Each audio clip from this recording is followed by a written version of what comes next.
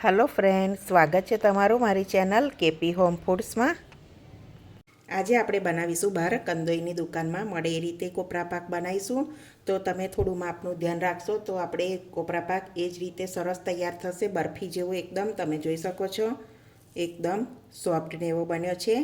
तो आटला ज मापथी आपणो कोपरा पाक लगभग 750 ग्राम जेटलो बनीने रेडी थाय छे। तो बधा तहेवारनी उजवणीमां आपणाने आ कोपरा पाकनी रेसिपी बहु इजी लागे छे। तो चालो आपणे रेसिपी शरू करीए। सौथी पहेला आपणे कोपरा पाक बनाववा माटे अहींया 250 ग्राम माવો लई लीधो छे, 250 ग्राम टोपरानो છીન અને 250 ग्राम ખાંડ લીધી છે। હવે એક જાડા તરિયાવાળી કઢાઈ લઈ લઈશું। એમાં આપણે ખાંડ ઉમેરી લઈશું અને ખાંડ ડૂબે એટલું જ અડધો વાડકો જેટલું જ પાણી લઈશું। મીડિયમ ગેસ ઉપર એને થવા દઈશું।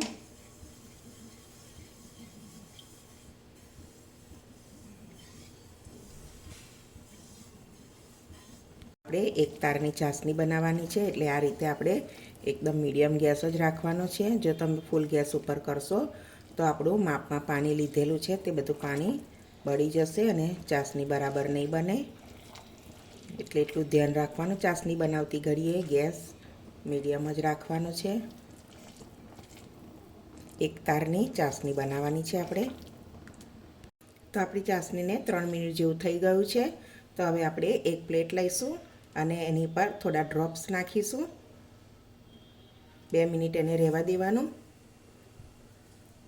તો હવે 2 મિનિટ પછી આપણે જોઈશું તો આપણી ચાસણી નીચે પડી જાય છે, એટલે મીન્સ કે આપણી ચાસણી હજુ થઈ નથી। તો આપણી ચાસણી હજુ પતલી છે, એટલે આપણે હજુ સતત એને હલાવતા જઈશું અને એને ઘટ ચાસણી આપણે બનાવી લઈશું। તો છો આપણી ચાસણી આ રીતે ઉકળવા લાગી છે, મીન્સ કે આપણી ચાસણી તૈયાર છે। તો આપણે ફરી ચેક કરી લઈશું। 2 મિનિટ ઠંડુ થવા દઈશું।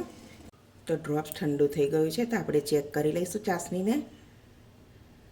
આ રીતે તમે જોઈ શકો છો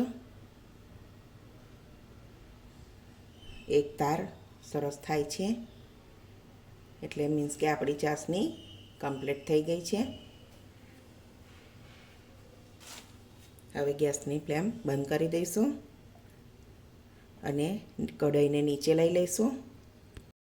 કઢાઈને નીચે લઈ લીધી છે, તેમાં આપણે 250 ગ્રામ માવો ઉમેરી લઈશું।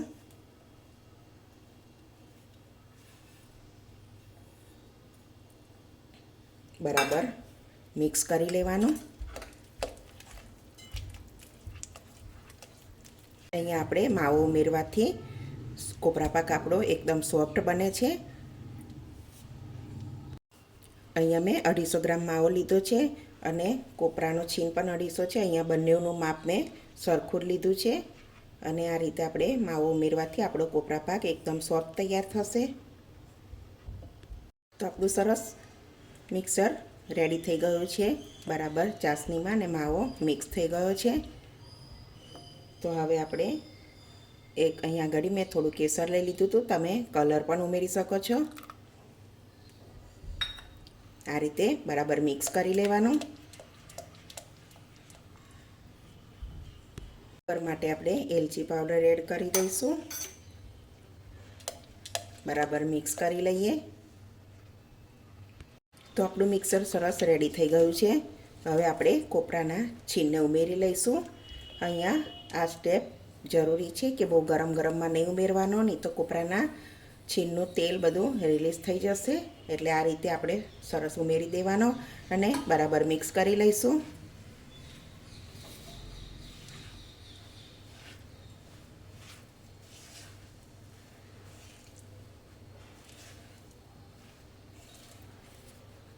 અને હવે આપણો કોપરા પાક એકદમ સોફ્ટ રહે એના માટે મેં અહીંયા 2 ચમચી જેટલું ઘી લઈ લીધું છે। એને આપણે બરાબર મિક્સ કરી લઈએ।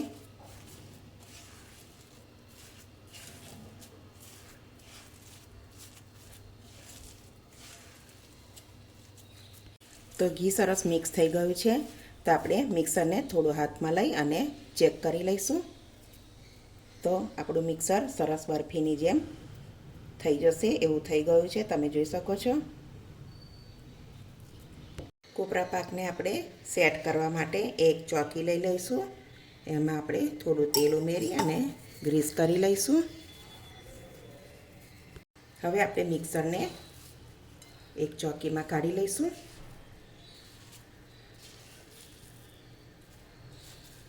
અને આ રીતે ચમચાની મદદથી આપણે એને પ્રેસ કરી અને સરખું કરી લઈશું.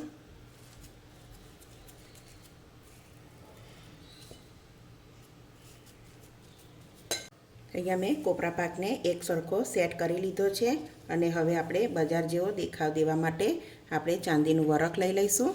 તેને આ રીતે આપણે લગાવી લઈશું.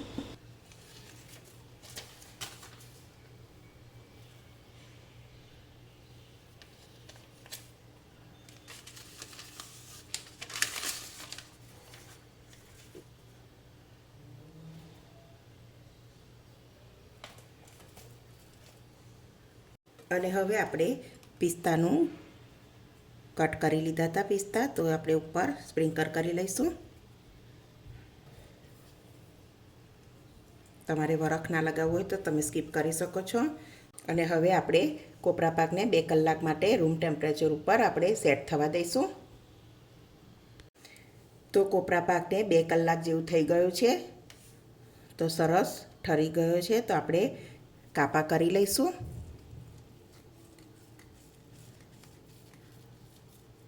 આ રીતે મીડિયમ સાઇઝના કાપા કરી લેવાના.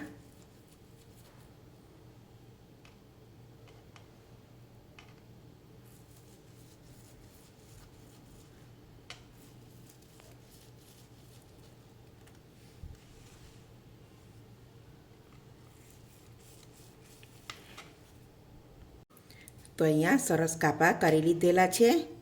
પછી એને આ રીતે આપણે સરસ છૂટા કરી લેવાના.